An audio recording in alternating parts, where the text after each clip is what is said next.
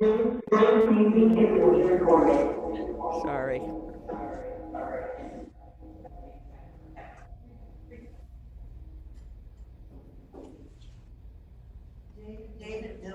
David, you're so ignorant. You're also ignorant. You all think that the little brown men landed their spaceship here in 33. Am I right? And off again they went, 45, after forcing the fascists.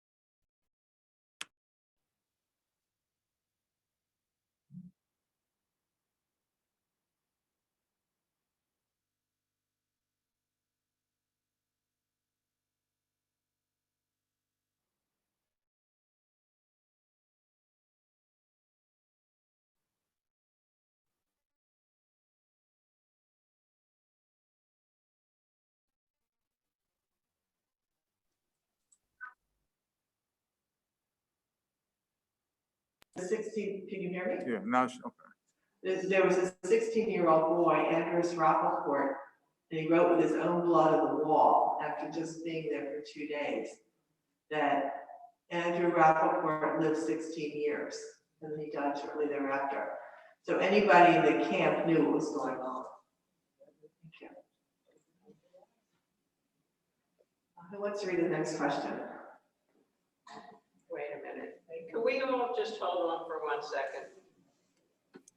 What are you trying to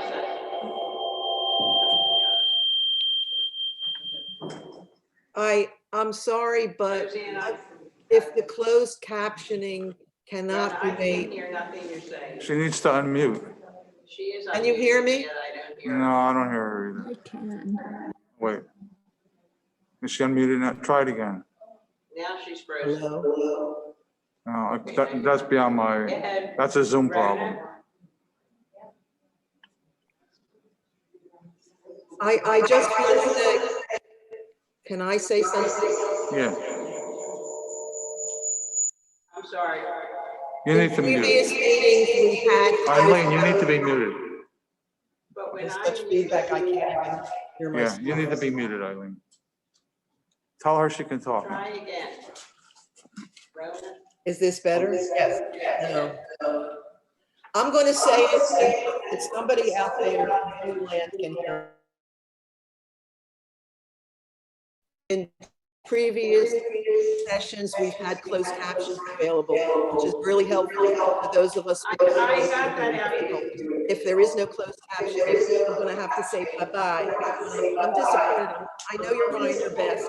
Love the book. I love to participate, but I can't unless there's closed captioning because I'm not processing it. Nobody has a clue how to do that because it's not coming up. So are we saying Closed we caption, get it I've today? never done anything.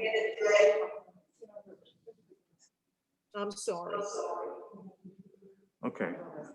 Check 1, 2. Anybody else want the mic now?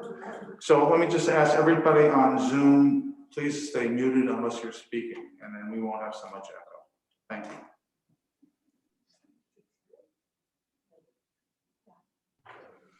Okay. All right, go ahead, people. Bye. Why did David Miller tell 2 different stories about his identity? He said he had been present at Auschwitz. He experienced the loss of his parents and removed his brother's body after the beast killed him. When they visited Auschwitz, David told Eva he didn't have a brother and his family immigrated to Canada in 1937, and none of his family was affected by internment at Auschwitz. Why did he disappear?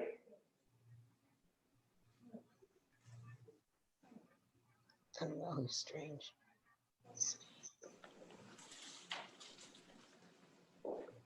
Well, by him being a witness, he brought everything to light to Eva and made it very vivid. That he lied, I don't know, but it brought everything into a true perspective. It's not a fairy tale. It's not something that's made up. I was there. I saw it. Why did he disappear? I have no idea. Maybe he was afraid to be caught that he lied, perjuring himself or something like that. I was gonna say, he probably was very afraid of being prosecuted. I mean, so there would have been a lot of revenge taken on him during the process. As guilty as the Germans felt, he would have turned into a scapegoat. Because he, and really, I think you're right about that dramatizing. I didn't quite know why he had done it, but it didn't bring it to life. I reacted to him emotionally as I read the story. And I thought of what he went through. And then I couldn't wrap my head around the fact that he hadn't really gone through it at the end. I was thinking that he identified so much with the Jews that had been killed that I guess it was sort of easy for him to make that leap and just saying, that he was there. And as for him going back to Canada, I think those were very good points that the two of you just made. But I was also thinking maybe just in the end, it was just too much for him. He just couldn't take it anymore. Also, he felt guilty that he was not affected by the Holocaust. The fact that his family had escaped everything in Europe gave him a great deal of guilt. And saying that he had been a participant also gave him a kindred spirit with all of those people who were testifying. As to why he disappeared, I think that he was overwhelmed by what he had seen at Auschwitz and couldn't deal with it anymore. Did he kill himself? You don't know.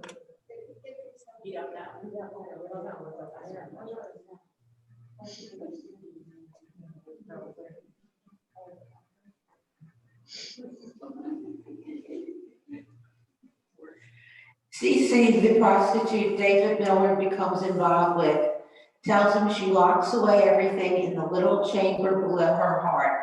I piled everything in there, turned out the light, and locked the door. The chamber aches sometimes, but then I take a teaspoon of baking soda. I know it's there, but luckily I don't know what's inside anymore. How does Cece's view of the past conflict with David's? I personally think that the difference is that David lets everything out, even though it's not the truth sometimes. He lets everything out, he doesn't lock it into his heart. And I think that it's the guilt that he's letting out, and he wants everybody to know it.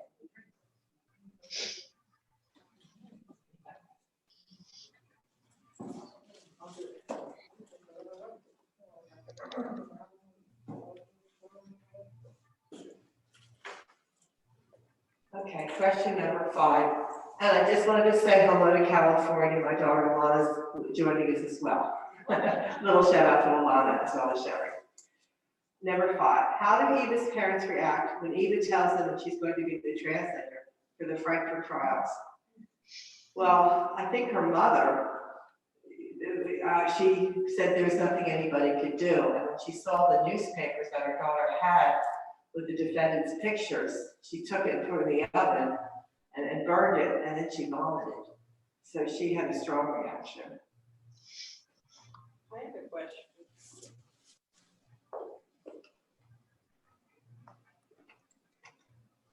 Obviously, the parents were very involved, but I didn't get something, and maybe some of you did. When the defendant and his wife came into their restaurant, and she didn't want to serve them, and then they came back and spat on her. I didn't understand, because they were participants in the Holocaust, what they had done wrong. Did anyone pick up? Okay. Well, I believe that they were living in a house, and she was friendly-ish with one of the defendant's wives. And she went to report on the defendant's wife at one point. That's what I got out of it. Did you want to add something to that? Later on, Eva's mother testifies that she had reported the commandant for making fun of or not believing one of the other SS officers' speeches the night before. So Eva's mother had actually reported him, the man who came into the restaurant with his wife, and that's why he spat on her.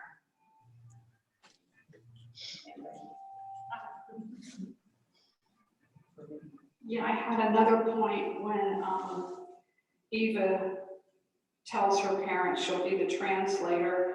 I think it's the mother that says, it's terrible what happened in the war, but no one wants to hear about that anymore. So they just wanted to put it behind them.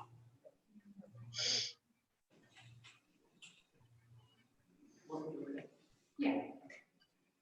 How do Eva's, oh, sorry, number 6, a newspaper article states that 70% of Germans don't want the Frankfurt trials. They feel the defendants have undergone denazification and were now good, hardworking citizens, and the money spent on the trial would be better spent on programs for the future. Why was public opinion against the trial?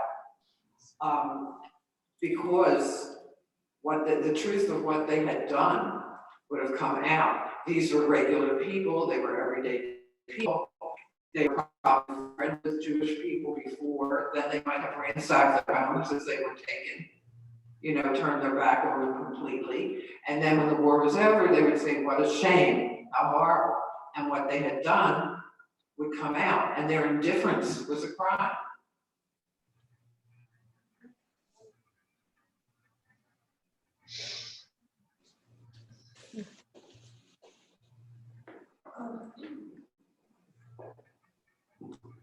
Let's get somebody to read a question over here. Do you have more to add? I just wanted to say that I agree with what you're saying, but I think a lot of times too, you have these people that are, you know, quote, good, health citizens, and they go to church and all this kind of stuff, and God only knows what they're truly like on the outside, but in their minds, they're, you know, holier than that. Unfortunately, we see a lot of that, you know, a lot of hypocrites. Oh yeah, it happens every day. Absolutely. Sure, I'll be happy to read the next question. Okay, number 7. What was Eva's relationship with Jurgen when they first met? How did their relationship change over time?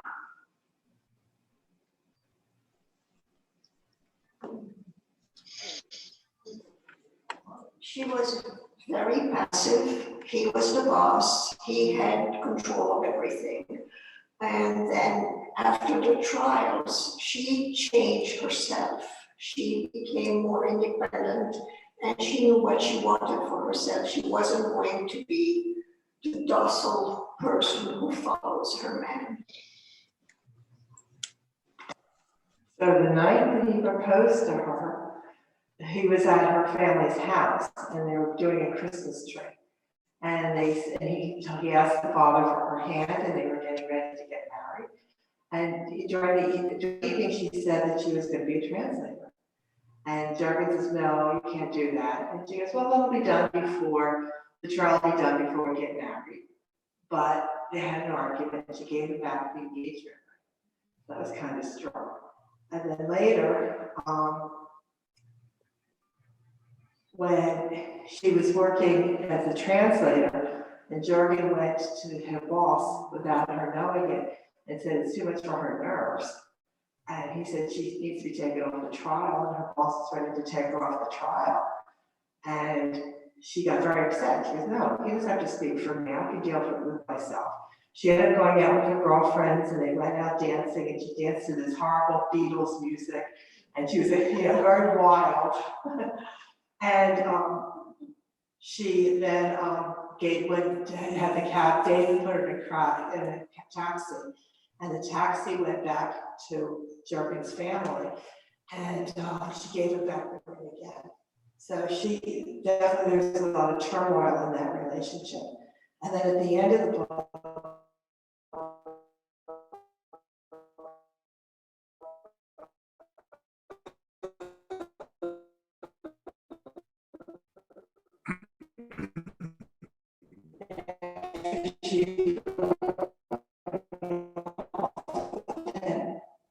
But she asked Dave to join her, and he did. And it looks as though it's implied as though they did get back together, but maybe.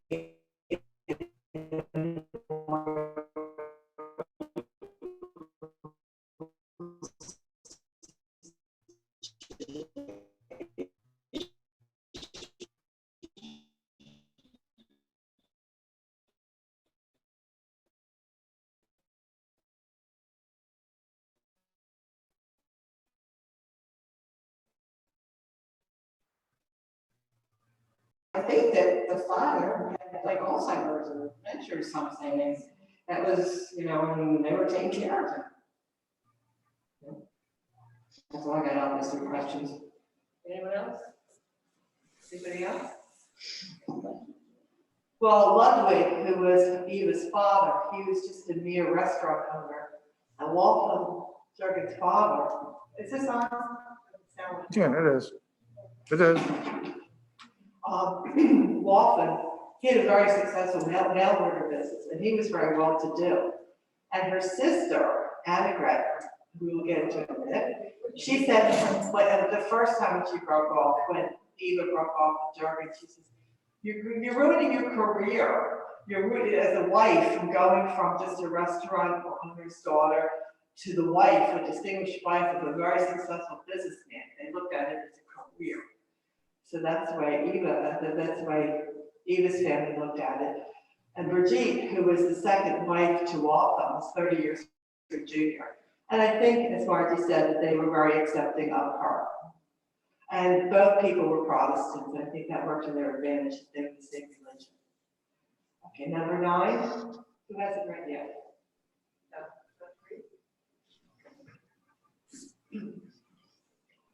What motivates Eva to continue translating for the witnesses, even though her family and fiance are against her doing so? I just think she felt that she did the right thing. She wasn't going to have somebody rule her life at that point.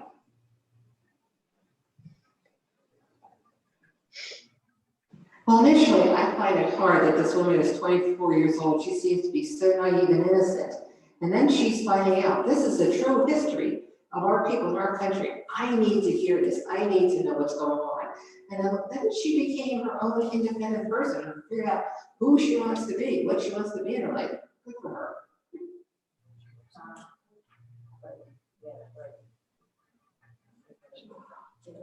I think David Miller had an impact on her from the very beginning. Yes, she didn't believe him, but something inside, there was a kernel of something. She also had some sort of vague memory or feeling that she had been in Auschwitz. And she was bothered by it. She was bothered, and the more she heard, the more bothered she was. It was almost like, I remember when I saw the movie Schindler's List, I had no connection other than being Jewish, but boy, did I feel it. I have my hand up. Just letting you know. Okay, also, I think that Eva felt that she gave voice to the people who could not speak German, and she was the Polish translator, and she could make their stories heard in front of the justices, whereas if she left, she didn't know who else would be able to do it.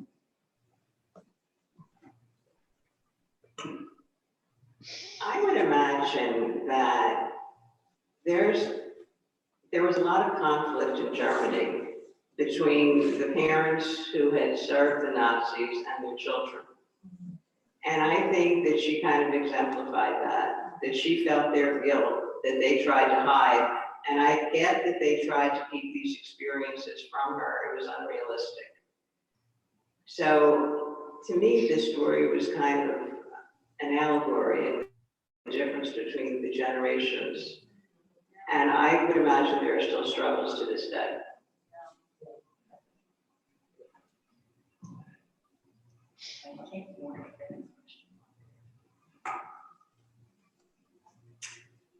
What motivates Annegret's behaviors at the hospital and in her personal life?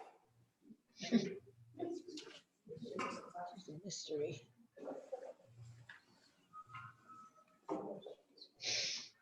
She was a real, but one of the things that motivated her, You gotta hold the mic up to your. one of the things that motivated her, she essentially poisoned these babies with the E. coli. But then when the baby was so sick and everyone said she was such a wonderful nurse, she nursed them back to life. So it was, just kind of like filling her up with all these, accolades. Anna Grant was a little older than Ava, so she remembers the Holocaust, or she remembers what was going on more precisely. And maybe her way was to, relive, kill, or hurt the babies and then save them because she was the savior. I don't know, but I found her very strange. Extremely strange. Well, she was heavy, so I guess she wasn't dating much, and then she would just have these affairs with these doctors. Oh, I don't know, I don't get it. Diana wants to say something Okay. online. Okay. And I just wanted to go back to number 9 for a second, and that was, when Eva first started as a translator, we all realized that she was very naive. And when she understood what was happening and her parents' involvement, it really affected her. And when her mother, Edith, came on the stand, she no longer could be a translator, and she had to leave that post because she carried her mother's guilt. And then in response, again, to number 10, Annabelle was quite a character. She had the affairs, and that Dr. Kushner, he actually saw her poisoning a baby, and he didn't do anything about it. She had a misconduct, he put it. And we know that she eventually married him, they had a child. The child dyed his hair green, and he set the tennis courts on fire, and he fought against the establishment. So she had quite a personal life. We have someone on Zoom that wants to speak. Donna, we have someone on Zoom. Go ahead, Diana. Okay, what Annegret had was essentially Munchausen disease. If you've ever heard of that, that's where usually a mother sickens their own child and then is credited with saving them. So that's basically what she had. It usually happens the first time by chance, and then the perpetrator really likes the feedback they get from other people and continue it, and that's what she did. I think the purpose of Annegret's actions was to compare her with people like Mengele in the Holocaust for what they did, because she essentially did the same thing. Any comments? Now that crossed my mind too. I kind of flickered in my mind like it reminds me of Mengele. But as for her affairs, I think she didn't value herself. Eva was a pretty one. Eva was, involved with her translation, etc. And Annegret was kind of pushed to the side, I think. So she enters into these series of affairs with unattainable men. And at the hospital, she wanted to feel needed. I guess that's part of the disorder, that she does say to somebody at one point that she never chooses really ill children. She doesn't want them to die. She wants to save them. She wants to make them sick, but she wants to save them.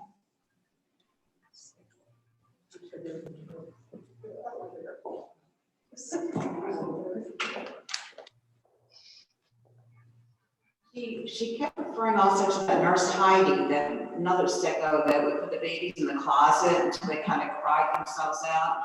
But the one thing I wondered about with the fire, Annegret was really close by, and I was wondering if she was instrumental in starting that fire. No?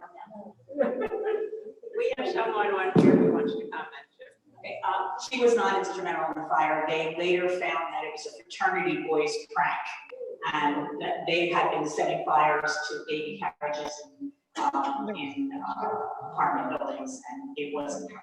Can you turn this way so I can get a picture of her? Smile. Stop moving. Thank you. Okay, Anna.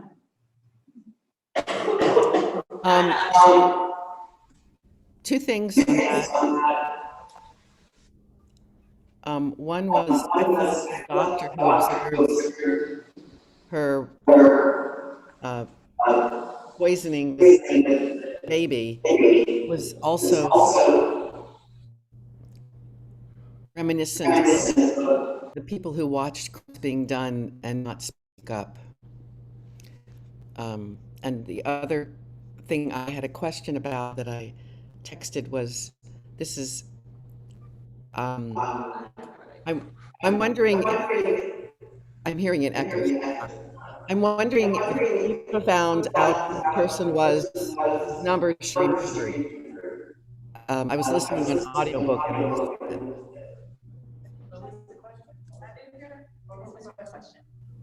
Ask her, speak into the mic and ask her to repeat it. I texted it. Someone read it? She said she texted. Look and chat. I listened on the audio book and Right. I missed it. Eva found You gotta give her out. the microphone, so they come on. I listened on the audio book and I missed it. Eva found out who the person was whose number she remembered. Anyone can help me here.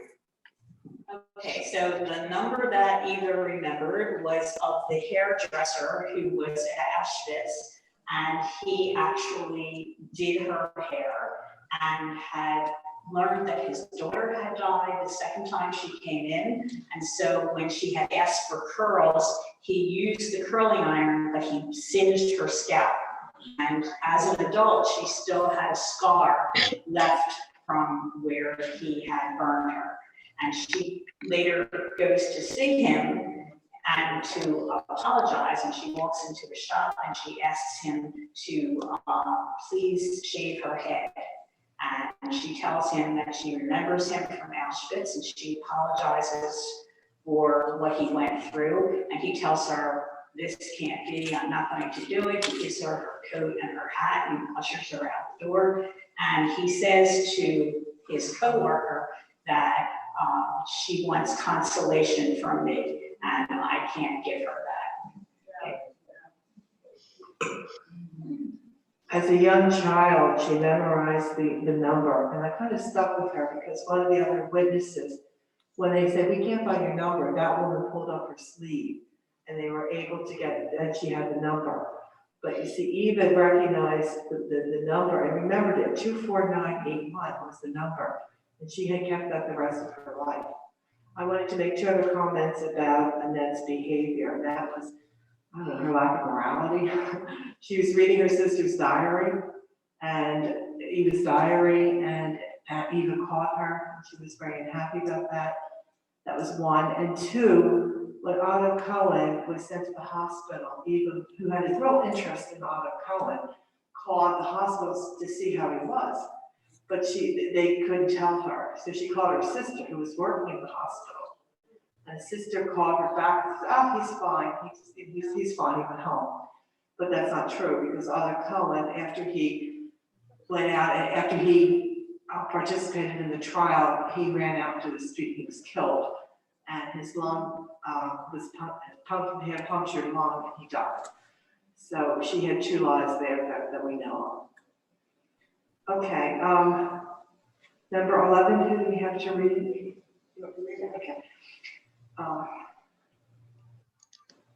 When does Eva recognize that the memories about being at Auschwitz are true? How does this realization change her? Well, there was a picture that her sister had drawn when she was 8 of the two girls. And when she showed that picture to her sister, Annegret surprisingly tore it up. So that was the first thing that came to mind. She also went to the archives and saw her father's name written there as the cook for the SS, and they were SS, and that appalled her. And to both of her parents. And when she confronted him, he said that was the best of times. And that appalled her even more. Okay, Eva's in the bathroom, and one of the defendant's wives is in there, and she has a flashback remembering that this woman had slapped her at one time. That's her first inkling. Then she looks at the map behind the justices, and it starts to click in her memory that the houses that were outside the fence to Auschwitz looked familiar. And of course, she finds the drawing, and when she goes to Auschwitz, she goes to visit that house, and it doesn't look the same on the inside, so she thinks maybe she's mistaken, but the people who live there now have renovated the house. And as she's ready to leave, the little boy gives her the missing piece from their Christmas display. So she knows that it's true because this piece had been missing from their Christmas display for many years, and here it was at the house that they lived in when they were in Auschwitz. Any comments? Okay, the next question is, why does each of the following characters feel guilt? How do they seek atonement for their past actions?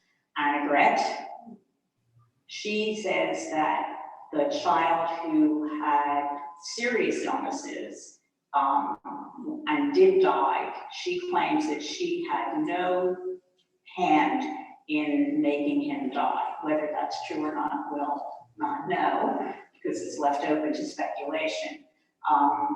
The guilt that she feels, because she tries to stop herself. She says, I have to stop doing this. But she allows Dr. Kushner to coerce her into marrying him and moving to a different area so that she won't be doing it anymore.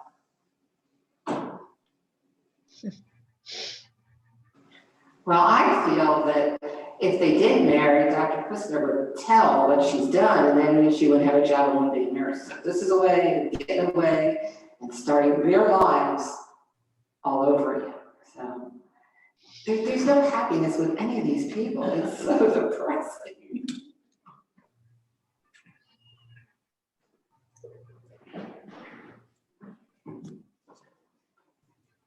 That lives safe in margin, maybe that's the part of the point of the book, that they didn't deserve to feel happy, or they couldn't feel happy.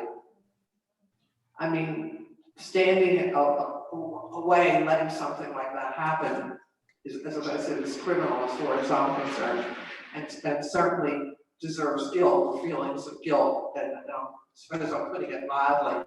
And the children who had no part in any of it couldn't possibly understand any rationalization that their parents would come up with. And that they had to look at their parents and wonder what kind of human being were they to begin with.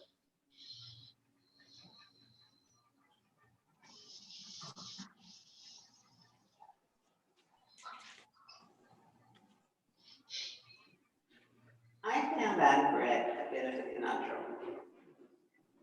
Children who are abused often abuse their own children. And she lived through the Holocaust and so much more aware than her younger sister, and did the same things.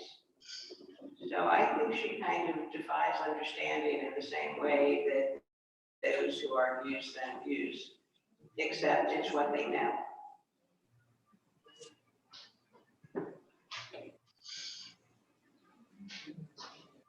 Okay, the next person on our list is Ludwig and Edith Bruns. And they, Edith, I don't think ever feels the guilt that Ludwig does. And Ludwig, remember, runs into the apartment when there's a fire and takes out the burning baby carriage. And he has all of the tenants from the apartment building come into his restaurant, and he takes care of them, and he takes up a collection to replace the baby carriage for the Giordano's who were living in the apartment building. I think he feels a little bit more guilty about what he did and justifies it by saying if he wasn't at Auschwitz, he would have been sent to the front and he wouldn't have been able to have his family with him. And Eva asked him, why didn't he poison everyone? And her father says they would just replace them with other people and they would kill me. So I think that he does feel guilt. Her mother, I'm not so sure. I think that she justifies what happened as having to do what you had to do to stay alive at the time. And anybody else have any thoughts on it? So Ludwig, many times as a restaurant owner, he would go and socialize with his clients. And there was a picture taken when a group of 20 people went to this island. The Nazis went with their lives. And just as he socialized with his clients in the restaurant, he was socializing with those people there. That was a piece of evidence used during the trial. And that sort of definitely incriminated him. He said to his daughter when she found out that he was a cook, he said to her, "What do you want to know?" It's as though he was like resigned to it. I almost feel like a lot of the German people at the time feel like it happened before, let's push it under the rug. I don't want to deal with it, let's move on, let's put our money towards the future. And that was one way that I think he kind of dealt with that. And the mother, Edith, she was saying, you know, this is how to do it. There's no other way out. My father said that too, there's no way out. That's what we have to do. Any other comments about the parents?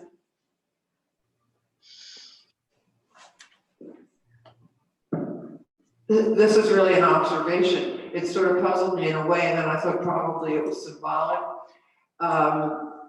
Edith went to the dentist and she was told she was going to lose a couple of teeth at the time, and she was very upset. And it just made me flash to the way they took the gold out of the people who died, who were killed.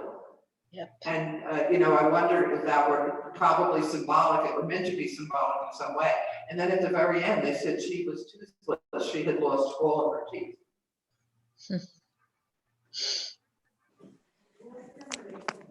Well, she had I assume.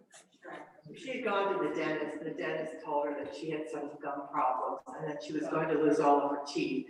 And she started crying. And the dentist, "Oh, Frau Rum, you don't have to get upset," when she was crying about that. But she had this disease and took the teeth away. The doctor, Dr. Harmit Kuster, who would like to talk about him? That nice married man with 2 kids.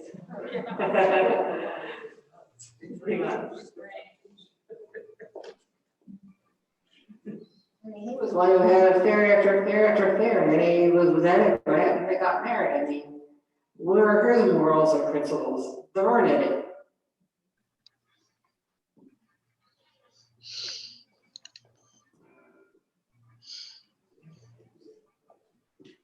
Then we can move on to Jan Kroll. He was the man that went to the camps, and I think on October 28th he left, and he went with his son, and mother, his wife, and son were going to go to the left, and he was going to go to the right. They didn't quite know what to do with the son, and the father said, "Oh, I can go with the mother." His thinking was that it wasn't going to be as hard labor. And one of the SS men told him that it would be easier. And then later, he was told that the smoke climbing up to the heavens is your wife and your son, which is very poetic in how he expressed it, but also very sad. And Kroll, he didn't know whether to blame the man that killed him, the people that killed him, or himself, because he had the son go to the left. Any other comments? That was meant to personalize the experience for everybody. Because he was a man, happy man, loved his wife, loved his son, was just trying to figure out the best way to handle an impossible situation. And his decision, it really did, they were probably going to put them in that line anyway. But it made him feel the guilt of he had sent them to their death, which he hadn't done, but that's the way it would have made him feel. Not on that question, but just to bring up something else, we haven't really talked about the character Jurgen, however it's pronounced. I mean, he had a lot of his own problems. You know, it comes out that his father would hit him when he was young, and his mother wanted him to be a priest, so he never wanted to have sex with Eva, or, you know, it was very, very odd. His name can be added to this list because as a child, after his mother dies, he runs away from the farm.